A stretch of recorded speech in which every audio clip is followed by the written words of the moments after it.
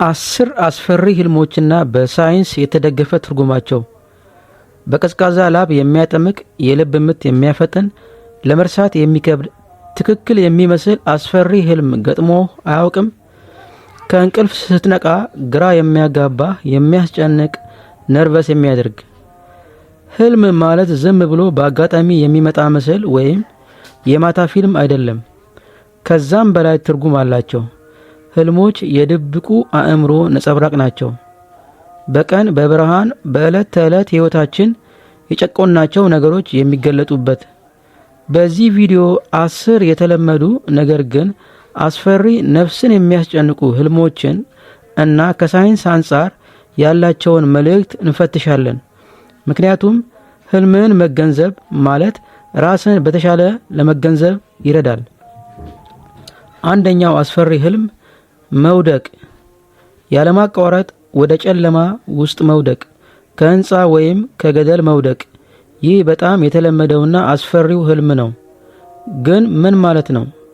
ሳይንስ እንደሚለው በህልም መውደቅ ከውድቀት ስሜት፣ ከደህንነት ስሜት ካለመሰማት፣ በእውነተኛው ዓለም ራስን መቆጣጠር ካለመቻል የሚመጣ ነው። በሥራ ቦታ የገጠመ ችግር፣ በቤተሰብ ጉዳይ ወይም ባለ የራስ መተማመን ፍርሃት እንዳለብህ የሚያንጸባርቅ ነው።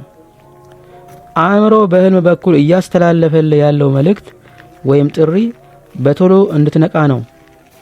መውደቅን መፍራት ጥንካሬንና መሰረትን እንድታጠናክር ትኩረት እንድታደርግ ነው። ይህን ህልም ለማቆም የሚያስጨንቅ ነገርን ለመፍታት ስራ። በራስ መተማመንን ቀስ በቀስ ገንባ። መቆጣጠር የምትችለውን ተቆጣጠር፣ በራስ መቆጣጠር የማትችለውን ደግሞ ተው። ሁለተኛው አስፈሪ ህልም የሆነ ነገር ሲያሳድዳችሁ ወይም ሲያባረራችሁ። የማታውቀው ሰው እያባረረ፣ እንስሳ ወይም የሚያስፈራ ነገር እየሮጥክና ትንፋሽ አጥሮ ድንገት ከእንቅልፍ ልትነቃ ትችላለህ። ይህ ማለት በተጨባጩ ዓለም የሆነ ለማስወገድና ለመሸሽ እና ለማምለጥ እየሞከርክ ነው። ችግር ወይም ፍርሃት ወይም የራስህንም ስሜት ሊሆን ይችላል። ነገር ግን አስወግደዋለሁ፣ ርቄዋለሁ ያልከው ነገር የበለጠ ይከተላል፣ ሊያሳደድህም ይችላል፣ በህልምህም ጭምር። ስለዚህ ህልም እየነገረህ ያለው ነገር ፍርሃትንና ለመሸሽ የምትሞክረውን ነገር መጋፈጥ እንዳለብህ ነው። ሶስተኛው አስፈሪ ህልም ተቆልፎብን ማየት። በአንድ ክፍል ውስጥ ተቆልፎብን ወይም መኪና ውስጥ መውጫ በሌለው ሁኔታ ማምለጥ በማንችልበት ሁኔታ መያዝ። ሳይንስ እንደዚህ ይላል። እነዚህ ህልሞች የመጨናነቅ ስሜትን ያመለክታሉ። በስሜታዊነት፣ በአእምሮ ወይም በአካል፣ ብዙውን ጊዜ ከጭንቀት፣ ከቁርጠኝነት፣ ፍርሃት ጋር የተቆራኘ ነው። በህይወት መሻሻል አለመኖሩን፣ በስራህ፣ በፍቅር ግንኙነትህ ወይም በሌላ ጠንካራ ጉዳይ። ይህ ህልም ውሳኔዎችን ለማድረግ ይገፋፋል። ቁልፉ አስቀድሞ በእጅህ ነው፣ ነገር ግን ፍርሃት እይታን ያደበዝዛል። ከምቾት ይልቅ እድገትን ምረጥ። ለውጥ ማድረግ ይኖርብሃል። መናገር ካለብህ ተናገር፣ ማድረግ ካለብህ አድርግ። በህልም ተይዘ መቅረት ማለት የሆነ ሰብረ መውጣት ያለብህ ነገር አለ እንደማለት ነው። አራተኛው አስፈሪ ህልም የጥርስ መርገፍ። በህልም የጥርስ መርገፍ እንግዳ ነገር ነው። ነገር ግን ብዙ ሰዎች ይህን ህልም ያያሉ። ሳይንስ ምን ይላል? ምን እንደምትመስል ሌሎች አንተን ስለሚያዩበት መንገድ እያስጨነቀህ ነው፣ ወይም ራስህን በሰዎች ፊት እንዴት እንደምትገልጽና እንደምታወራ ያሳሰበ ነገር መኖሩን አመላካች ነው። አንዳንድ ኤክስፐርቶች እንደሚሉት የማርጀት ፍርሃት መኖሩንም ወይም ኃይል አልባነት ስሜትንም ያመለክታል። በዚህ ህልም መሰረት ካንተ የሚጠበቀው በራስ ያለህን መተማመን፣ የራስ እይታ ጥሩ ማድረግ መገንባት ነው። ለራስህ ከፍ ያለ ዋጋ ስጥ። በራስህ እምነት ይኑር። እናም የተሰማህን በሙሉ ልብ፣ በኮንፊደንስ፣ በእውነት ተናገር። ፍርድን፣ ምን ይሉኛልን ስታቆም ህልሙ ይጠፋል። አምስተኛው አስፈሪ ህልም የሞት ህልም። ሰው ሲሞት በህልም ማየት። አንዳንዴ የራስንም ሞት ማየት በጣም አስፈሪ፣ የሚረብሽ ሆኖ ሊሰማ ይችላል። ብዙም አትጨነቅ። በእውነታው የሚሞት ሰው መኖሩን እምብዛም አያመለክትም። ብዙ ጊዜ ለውጥን ነው የሚያመለክተው። በሕይወትህ የሆነ ነገር አብቅቶለታል ወይም ተለውጧል። የለወጥከው ልማድ፣ ስራ ወይም ሌላ አዲስ ነገር የጀመርከው መኖሩን አመላካች ነው። አእምሮ እያሳየ የሚገኘው እየተለወጥክ መሆኑን ነው። የተውከውን አትመለስበት፣ አዲሱን ተቀበለው። በአንተ ውስጥ የሆነ ነገር ለመሻሻል ዝግጁ ነው። በህልምህ ውስጥ ሞትን አትፍራ። ምናልባት ያንተ አዲስ መወለድ ሊሆን ይችላል። 6ኛው አስፈሪ ህልም፣ እባብ ማየት። እባቦች በህልምህ ውስጥ እየተንሸራሸሩ ነው። በህልምህ እባብ ማየት የሚያስፈራ ነው፣ ግራም የሚያጋባ ነው። ሳይንሳዊ ፍቺው ግን ይህን ይመስላል። እባብ ማለት አደጋ፣ ክህደት ወይም የተደበቀን ፍርሃት ሊወክል ይችላል። በሕይወትህ ውስጥ ያለ መርዛማ ሰውን ወይም እስካሁን ያልፈታኸው ነገር መኖሩን ያመለክታል።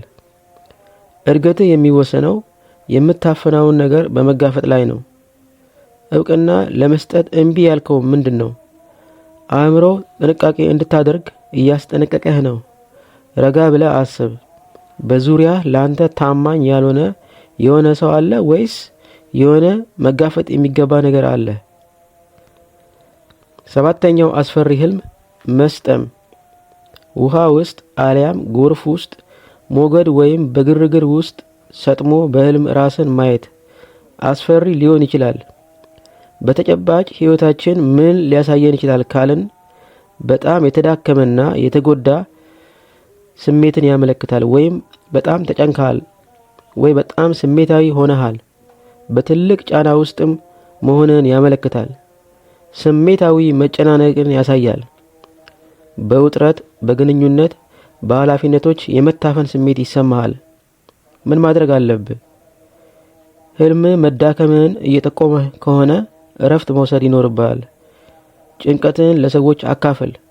ሁሉንም ነገር ብቻህን ለመፍታት አትሞክር። 8ኛው አስፈሪ ህልም፣ ፓራላይዝ መሆን። ምናልባት ገጥሞ ሊሆን ይችላል። ከእንቅልፍ ነቅተህ ግን ሰውነትህ መንቀሳቀስ አይችልም። የሆነ ነገር ወደታች ይጎትታል። እንደ ጥናቶች ከሆነ ይህ የእንቅልፍ ፓራላይዝ ነው። አእምሮ ከእንቅልፍ ቢነቃም በአካላችን በእንቅልፍ ሞድ ውስጥ ነው ያለው። አስፈሪ ሊመስል ይችላል፣ ነገር ግን ብዙም ጉዳት አያመጣም።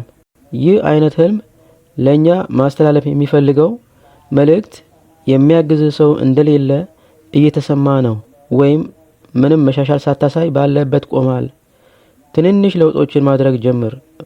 በቀን በቀን አንድ ድርጊት በራሱ ወደፊት እንድትጓዝ ይረዳሃል። 9ኛው አስፈሪ ህልም፣ ራስን ራቁት ወይም እርቃን ሆኖ ማየት። በሌሎች ፊት ራሳችሁን ራቁት ሆናችሁ በህልማችሁ አይታችሁ ታውቃላችሁ? ወይ ስራ ቦታ ወይ በአደባባይ? ሳይንስ እንደሚለው ይህ የሚያሳየው ሰዎች ምን ይሉኛል የሚል ፍርሃት እንዳለባችሁ ነው፣ ወይም ለሰዎች ጉዳት እንደተጋለጣችሁ ነው። ብዙ ጊዜ ይህ ህልም ሊከሰት የሚችለው ለአዲስ ነገር ስንጋለጥ፣ መልመድ አቅቶን ነርቨስ ስንሆን ነው። ለምሳሌ አዲስ ስራ ለመጀመር፣ በአደባባይ ሰዎች ፊት ለመናገር። አእምሯችን በዚህ ህልም ሊነግረን የሚፈልገው ምንድን ነው? ራስን መሆን እንዳለብህ እየጠቆመ ነው። በራስ መተማመን ያስፈልጋል። በራስ መተማመን የግድ ነው። በራስ መተማመን ማለት ፍጹም ትሆናለህ ማለት አይደለም። 10ኛው አስፈሪ ህልም፣ የተፈጥሮ አደጋ። በህልም የመሬት መንቀጥቀጥ፣ ጎርፍ፣ አውሎ ንፋስ መመልከት። ይህ ህልም የሚያሳየው የጭንቀት ስሜት ውስጥ፣ የስጋት ስሜት ውስጥ መሆናቸውን ወይም ህይወት ከቁጥጥራችሁ ውጭ መሆኑን ሊያመላክት ይችላል። ከዚህ ህልም በመነሳት ምን ማድረግ ትችላለህ? በመስቀልቅል ውስጥም ቢሆን ለመለወጥ እድል እንዳለ እመን። ካልደፈረሰ አይጠራም እንደሚባለው አንዳንዴ የተመሰቃቀለ ነገር በኋላ ላይ የጠራና የተስተካከለ ነገር ይዞ ሊመጣ እንደሚችል ማመን። ህልሞች ዝም ብለው በድንገት የሚከሰቱ አይደሉም። ከድብቁ አእምሮ መልእክት እያስተላለፉልን ነው። የውስጠኛው ዓለም ኮዶች ናቸው። ሳይንስ ምክንያት ይሰጠናል፣ ህልም ስሜት ይሰጠናል። ሁለቱ አንድ ላይ ሆነው እንድናድግ አቅጣጫ ይሰጡናል። በሚቀጥለው ጊዜ አስፈሪ ህልም እያየ ከነቃ አትፍራ። መልእክቱን እወቅ፣ ምክንያቱም በውስጥ የተደበቀው ልክ እንደ ዘር ነው፣ ፍሬ አፍርቶ ሊያሻግር ይችላል። ይህ ቪዲዮ ህልማቸውን በተለየ መንገድ እንድትገነዘቡ ከረዳችሁ ላይክ እና ሰብስክራይብ ያድርጉ። ኮመንት ይጻፉ። የትኛው ህልም ገጥሟችኋል?